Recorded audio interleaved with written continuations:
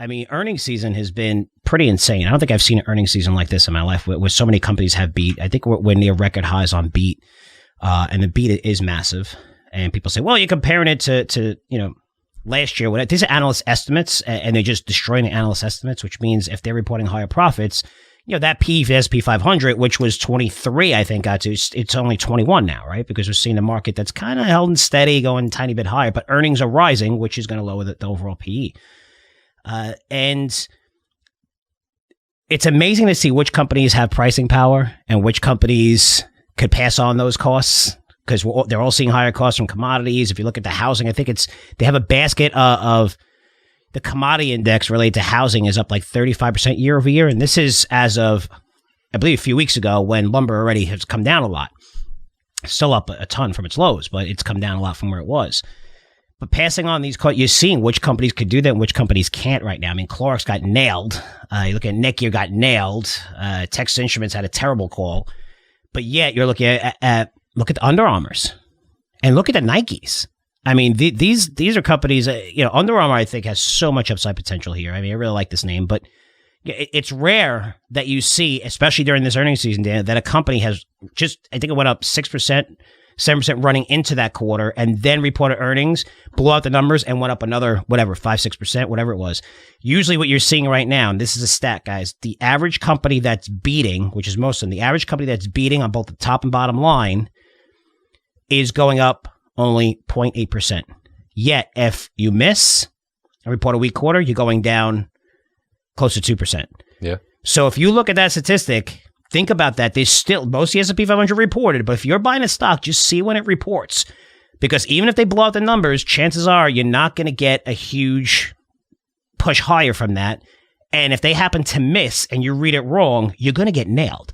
So the risk reward of buying a stock into the quarter, it's why in one of our newsletters, I didn't recommend anything, which I recommend a stock every month. I'm like, guys, I'm not going to just throw something at you that's going to be down 20% or has an opportunity to 15% because of one quarter.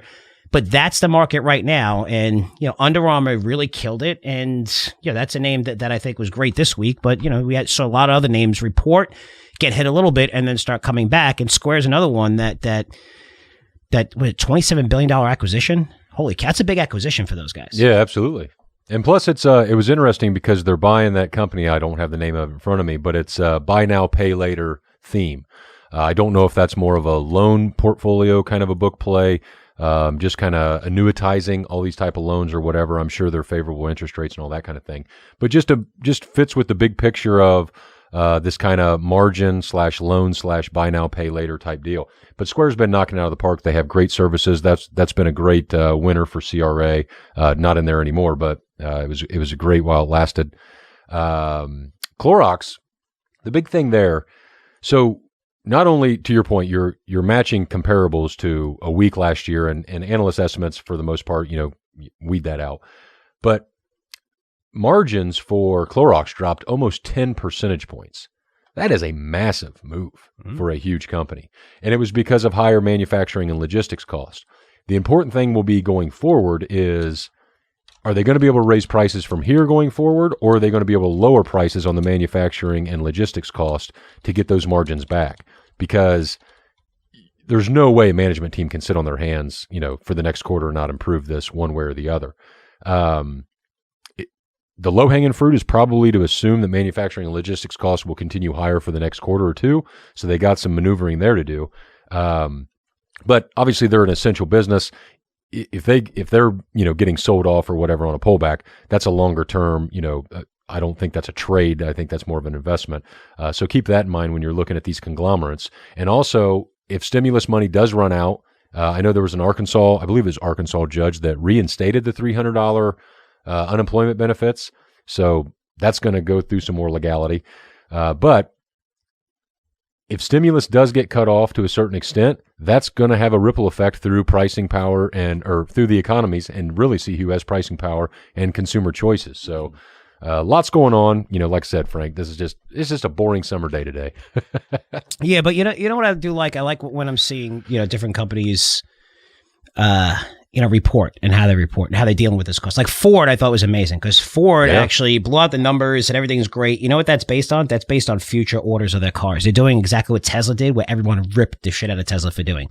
These are future orders. People putting down a few $100 on the car. They also raised guidance, though, didn't they? But yeah, expecting that these sales are going to go through, right? Yeah. So you're expecting that. But I have to tell you, and this is a research firm I respect a lot. They're called IHS Markit, MARKIT. Right, so talk about U.S. manufacturing. They say July PMI ticks up to record high, but supply delays and price pressures also hit new peaks. We're under the impression, based on what companies are telling us, that, hey, most of that risk is behind us. I bought a mattress. You probably heard me say this a lot. I bought a mattress. We're going on 5 months ago. And after 3 months, they said it'll be there. They said it was supposed to be there. I think it was 10 weeks. And then, went to 3 months, went to 4 months. They actually gave me free towels and stuff like that. We're going on 5 months. I still don't have that mattress. Okay. What they're saying right now, which these guys cover this great. There's a great research firm. I love Evercore. I cite a lot too. So sharper expansions in output, new orders, and employment. Cost pressure spike amid record shortages and effort to build stocks. Again, those supply delays and price pressures, the supply delays are hitting peaks. They're still not at the bottom yet. We're not seeing like, okay, now it's finally, we're seeing this open up. We're not seeing it open up. And now, guys, we're getting into more floods and stuff like that. If you read the news, if you're looking at into China, right, that's going to hurt shipping. And now we're going into the most important season for tons and tons of companies, which is the holiday season where people spend the most money. And now you talk about massive delays. So you have backlogs at record highs because everyone's booked. Just like they account for my mattress that I purchased already, several $1,000s. I need a great mattress. I got 2 back surgeries, so that's something I pay up for. But you're looking at this company, book that, show the backlog. You know what? I'm pretty close to saying, F it, I'm canceling, I'm done. Because I don't know when I'm going to get it. You're going to see the same thing, that a lot of these car orders. Are you going to wait a year to buy an EV when you might be able to get one from Tesla in 3 months? I don't know. Maybe you do. But eventually you want to get a new car. But how long are you going to wait? And some people have leases and they have to. They're forced to buy even earlier. But when you see stuff like this, backlogs rising at record highs, which is, a great thing, right? Business is built up, but you have to deliver. And the fact that it's taking longer and longer to deliver, you're bringing in that risk of these people canceling orders. That's one thing I don't think that's factored into a lot of individual companies, especially Ford. I hope they sell a lot of cars. I covered Ford. I said it was a huge buy. They have some of the best EV technology. I've been saying that for 5 years because I've been going to the Consumer Electronics Show. They spent billions, spent a fortune. They got wrecked doing it. And now people are seeing that. But at this price, at where it is, and the fact that very few cars are being produced, and they're talking their EV portfolio up so much, even though it's a 2030 story, they're saying, oh, we're going to have these cars released soon, a couple of years or whatever.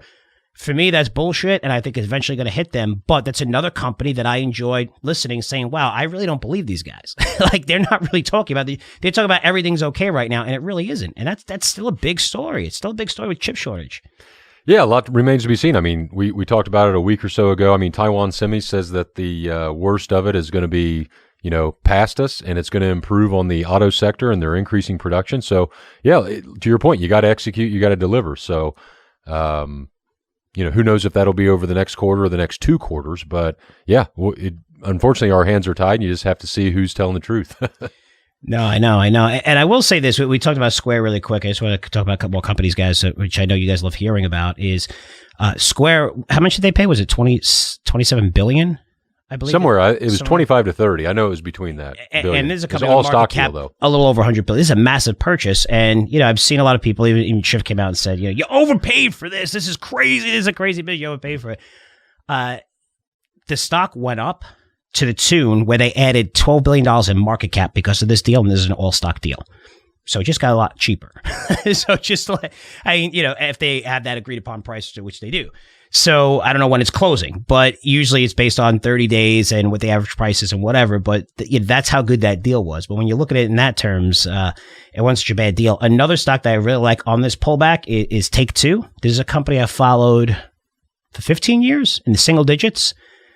And it pushed 200, pretty close to that. It sold off a little bit. It's one of the stocks in our portfolio. It's like 155. It's down 10% after earnings because they said they might delay a few titles. This company always delays titles. It's not a big deal. These titles are going to come out. The new Grand Theft Auto is going to come out. But every time these guys come out with a quarter like this where they beat, but their guidance expectations are always very like, hey, we're not going to meet them or whatever. the stock pullbacks turned out to be a big buying opportunity. And then it was only down 5% after they reported earnings. Again, they beat top bottom line all across the board, except for guidance. They just, conservative, and not even that bad, just conservative, a little bit delayed titles. Again, those kind of come out. But then in the middle of that day, we saw China come out and say video games are bad. And then not bad. Tencent, they're opioid for the mind. Yeah, yeah. So, and Tencent got nailed. My parents got on me a few times about playing too many video games or being a zombie or being a brat or whatever, but I never remember my mom or my dad saying that they were opium for the mind. That's pretty good. I know. Well, you got like kind of those lucky, guys though. I mean, the video games that we played and the shooting games, I mean, that results in us going around killing innocent people, right? I mean, that's according to what a lot of people think. So we all go there and think it's real life and start running over people like we do in Grand Theft Auto. So, we got lucky that didn't happen to us. Oh, my God. We didn't know. Us. Hey, we didn't grow up together. Come on. What do you mean us? I mean, yeah, that's true. I'm a little bit older than you. You got a good point there. I'm kidding. That's funny. Definitely got a good point there. All right, guys. So listen, we talked about a lot of different stocks. We talked about a lot of different things here. One last thing is, and I don't even know if this is worth speaking because we talked about earnings already here, Daniel, but you're looking at the inflation picture where, I don't think it's so much as a concern as I said earlier because everybody's talking about it, but it is a concern for some companies, especially look at Clorox, no pricing power. They didn't have pricing power, and those companies are going to be nailed. Just pay attention, guys, to that quarter. Your company may have blown out the numbers and it pulled back, and you're like, why did it pull back? It's because a lot of those names have ran up into the quarter, which is normal. But you want to look at the underlying trends. Who's hurt from the chip shortage? Is it going to end anytime soon for these guys? It's not impacting Apple, iPhones, and things like that. These guys have leverage with Taiwan Semi and Samsung and the places that produce a lot of this stuff where they outsource almost all this in fab facilities and stuff. But who's got the most leverage? Who does well during that environment? You've seen a lot of companies do great. NVIDIA didn't really impact. AMD, it really didn't impact, but other companies it has. Pay attention to that. Pay attention to the costs. Who's able to pass on those higher costs? If they're able to pass on higher costs, who cares? If commodities and their expenses go up 20%, if you could increase your product by 25% or even 47% like Facebook, it's not a big deal. It's not going to hurt them, but it is going to hurt a lot of their small competitors. And that's what you're seeing right now, especially the bidding war. And this is what I heard from the inside from some of the great report.